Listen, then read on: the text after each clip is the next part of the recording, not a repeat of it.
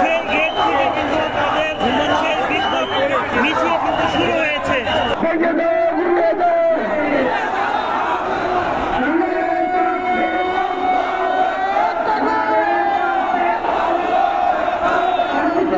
হাজারো মুসল্লিরা একত্রিত হয়েছেন আজকে জুমা নামাজ শেষে এই বাতিল মোকাররম মসজিদের সামনে। তারা সাতপন্থী যত ওলামা আছে তাদের বিচারের দাবিতে আজকে তারা এই মাঠে নেমেছে।